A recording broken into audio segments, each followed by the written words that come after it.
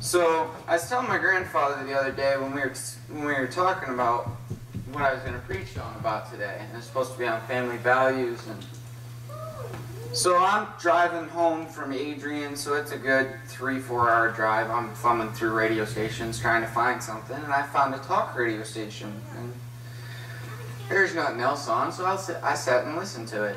And a speaker by the name of Scott Hahn was talking.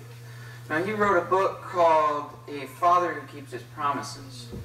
It's a Christian, I guess, based book. I actually have it coming to me out of curiosity. And in this, he's talking about the things that he went through with his father, and then how that led him to his parenting style, and how he decided to create it. And the one part that caught me, that got me to look back and see, how my father parented, was he started speaking about, he has 2 sons and a daughter, and he was speaking about how he disciplined each one. And one of the things that kind of got me was he said that one day he was disciplining the younger son, and he was giving him a spanking, and then he realized that right afterwards, the son went to his room, as was accustomed for the kids to do afterwards, to kind of reflect on it, and he went in to talk to the son to make sure that they communicated as to what had happened and what the issue was.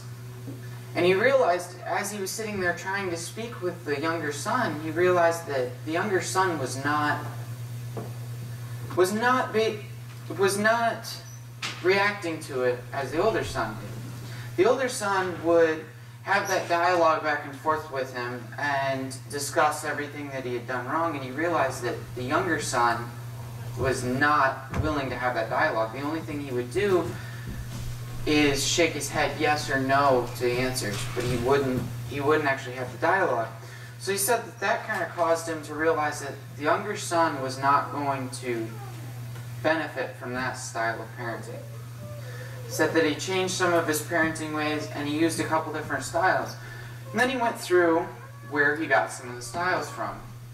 Basically, that's kind of where I got my basis for the lesson from, was because it stuck with me as to how my father parented me versus how he parented my sisters.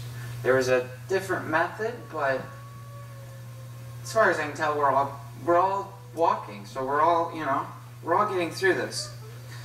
And then you have to look at it and wonder where these parenting styles originally come from. See, I'm going to look at Job 5, verse 17 and 18.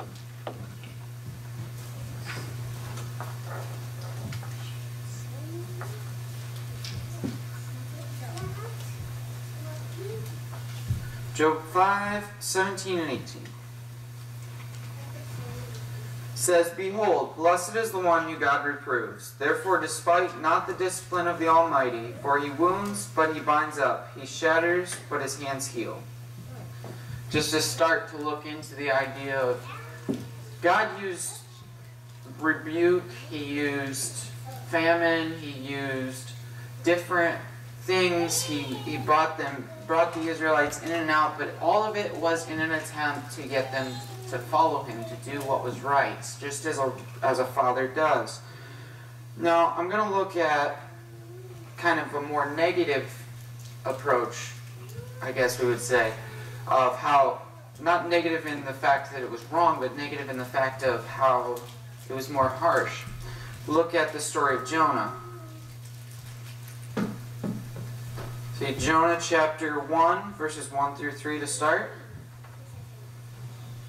And this is where God's coming down to Jonah and he's asking him something. It says in verse 1, "Now the word of the Lord came to Jonah, the son of Amittai, saying, Arise, go to Nineveh, that great city, and call out against it, for the evil has come up before me. But Jonah rose to flee Tarshish from the presence of the Lord. He went down to Joppa and found a ship going to Tarshish. So he paid the fare and went down into it, to go with them to Tarshish, away from the presence of the Lord." Now I'm going to go to verse 17. It says, "And the Lord appointed a great fish to swallow up Jonah, and Jonah was in the belly of the fish 3 days and 3 nights." I don't know about you guys, but I don't really want to be in the belly of a fish. I would kind of think that would... First of all, the smell has to be horrible. I have no idea how he was in the belly of this fish and not... That just had to be a very rough, bumpy ride, very... Yeah, I'm sure he's taken care of by God, but still definitely not something you'd want to... Not a situation you'd want to get into out of personal will. Then I'm going to jump to chapter 2, verses 1 through 10, it looks like. It says, "Then Jonah prayed to the Lord his God from the belly of the fish, saying, I called out to the Lord out of my distress, and he answered me. Out of the belly of Sheol I cried, and you heard my voice. For you cast me into the deep and into the heart of the seas, and the floods surrounded me. All your waves and your billows passed over me. Then I said, I am driven away from your sight. Yet I shall again look upon your holy temple. The waters closed in over me to take my life. The deep surrounded me. Weeds were wrapped about my head at the roots of the mountains. I went down to the land whose bars closed upon me forever. Yet you brought up my life from the pit, O Lord my God. When my life was fainting away, I remembered the Lord, and my prayer came to you, into your holy temple. Those who pay regard to vain idols forsake their hope of steadfast love. But I, with the voice of thanksgiving, will sacrifice to you. What I have vowed I will pay, salvation belongs to the Lord. And the Lord spoke to the fish, and vomited Jonah up onto the dry land." So we're looking at this, and we're seeing that Jonah is swallowed by the fish, and then obviously learns his lesson. It says all the things that he went through, weeds wrapped around his head. I mean, he obviously learned his lesson. So God knows what He's doing and how He does that. And you look at a parent and a child, and sometimes they have to give that physical rebuke. Sometimes that has to come in order to realize what you've done wrong. Say, go to...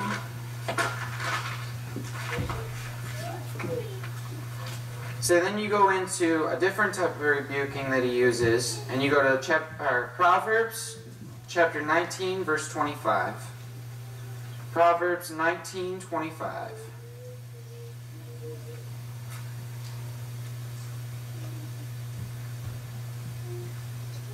I've got that written down wrong. Well, I got another one underneath it. Always have a backup. Oh, no, I don't.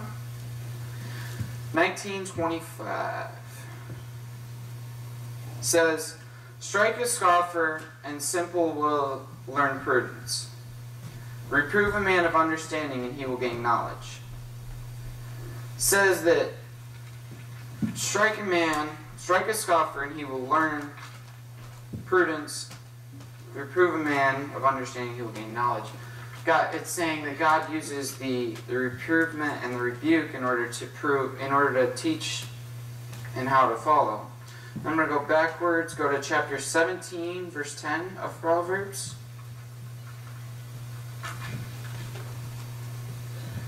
It says, a rebuke goes deeper into a man of understanding than 100 blows into a fool. I got my tongue here. Says that I was always taught. I remember guess life lesson that elder of the church taught me back when I was younger. He said, fighting with a greased pig will get you nowhere. You're not going to catch it, and eventually you realize the greased pig is probably enjoying it. Basically, some people, the physical rebuke is not going to work, but that verbal rebuke and speaking to them about what they've done wrong often breaks the heart more than that. I'm going to go and look at Job chapter 5, verse 17 through 18.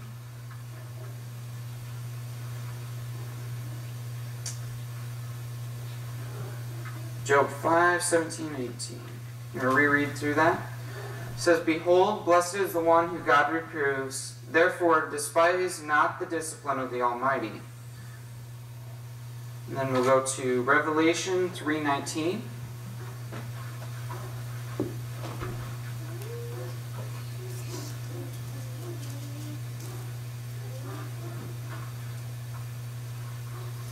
Revelation 3:19. It says, Those whom I love I reprove and I discipline. So be zealous and repent. It says, Behold, I stand at the door and knock. If anyone hears my voice and opens the door, I will come to him and eat with him, and he with me. That first part there says, God only reproves those he loves. As fathers, or seeing it as a father doing it and being the son, knowing that the only reason why you are reproved is because he wants you to see what's right.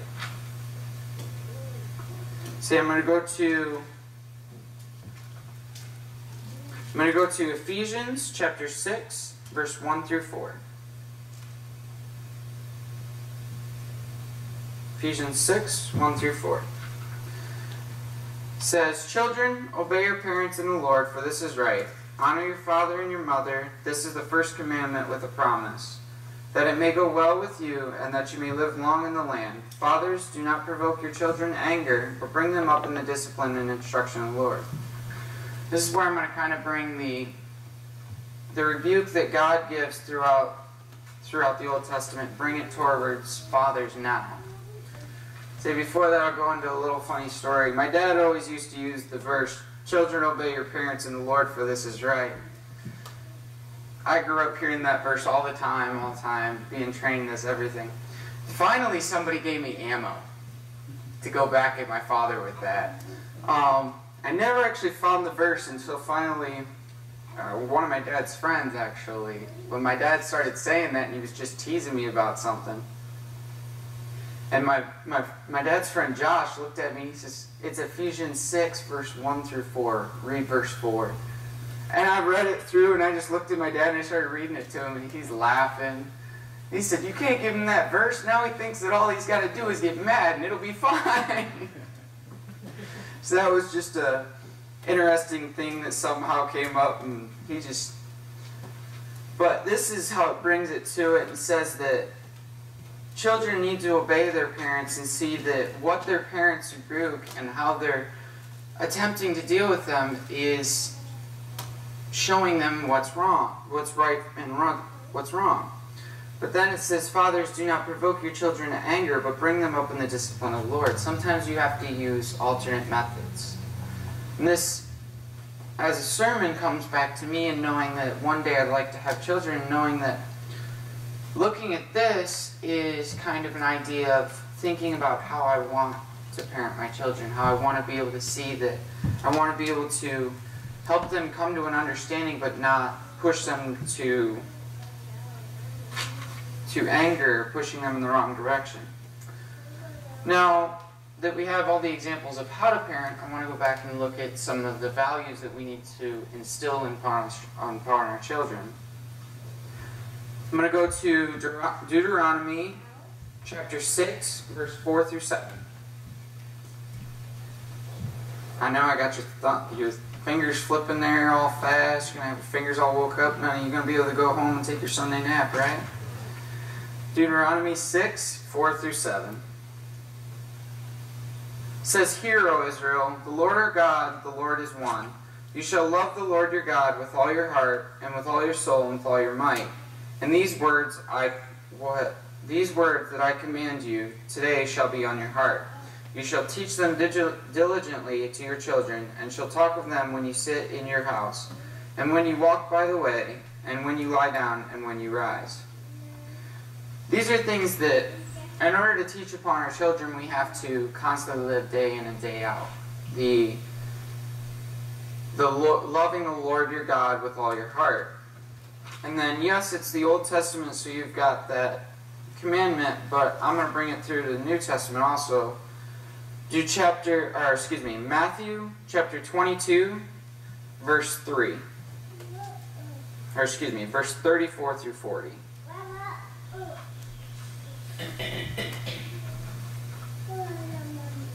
Matthew 3, verse 34, Matthew 22, verse 34 through 40.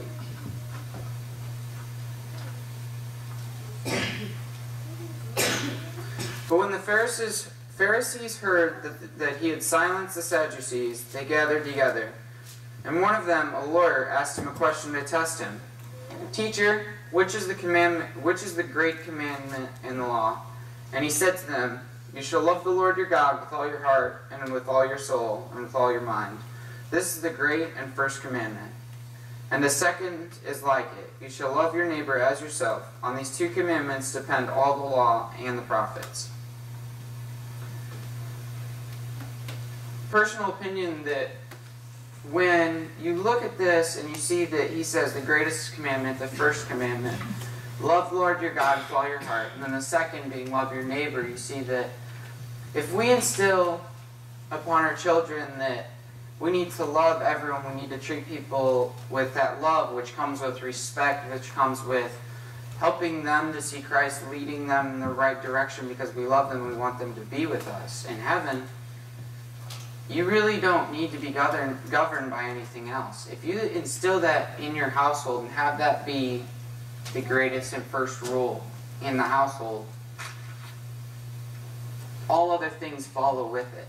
If you show that love, that I love my neighbor as myself, I'm willing to go above and beyond, and the rest of the household will follow. A father is, you go through and you see the father as the head of the household, and the wife with him, is, if you instill that upon your home, it's very easy to lead them to other proper values.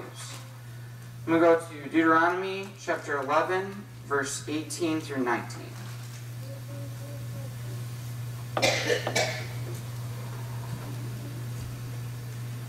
Deuteronomy 11, verse 18 through 19. "You shall therefore lay up these words of mine in your heart and in your soul, and you shall bind them as a sign on your hand, and they shall be frontlets between your eyes.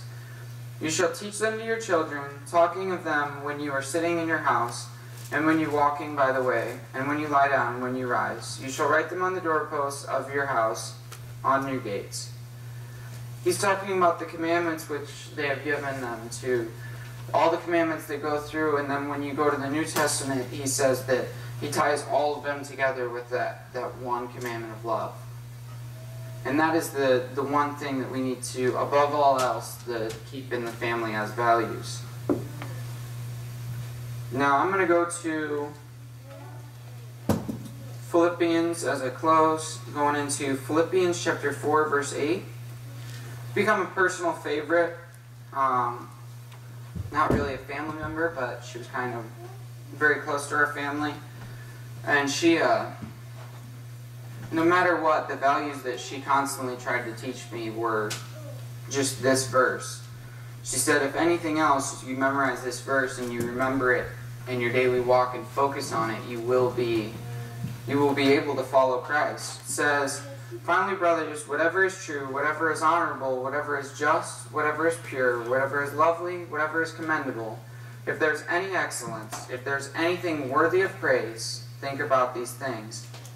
In another version, I think the NASB, which I was studying from earlier, said that the last words of it are meditate upon these things. And meditate, the dictionary meaning is to completely focus all of your heart, all of your soul, all of your mind on one specific thing.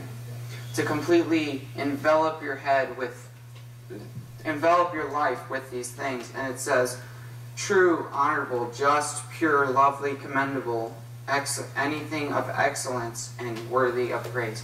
If we walk our daily lives and we show our families and we lead with our families to the values of anything that is worthy of praise and only focus on those things, all other things will fall into place. Last thing that I'm going to close with, Hebrews 12, verse 5 through 11. Kind of tie it all together. Hebrews 12, 5 through 11. So also Christ did not exalt himself to be made a high priest, but he was appointed by him who said, "You are my son, today I have begotten you." And he says also in another place, "You are a priest forever, after the order of Melchizedek." In the days of his flesh, Jesus offered up prayers and supplications with loud cries and tears to him who was able to save him from death, and he was heard because of his reverence. Although he was a son, he learned obedience through what he suffered, and being made perfect, he became the source of eternal salvation to all who obey him, being designated by God a high priest after the order of Melchizedek. After this, we have much to say, and it is hard to explain, since you have become dull of your... Oh, I don't need that verse. But even Jesus went through that discipline of the Father. Even he had to bear some sort of rebuke. He went and had the rebuke of all the people in front of him and took the sins of us and took them forward. So if you need to have the prayers, the help of the church or anything, please come forward as we stand and sing.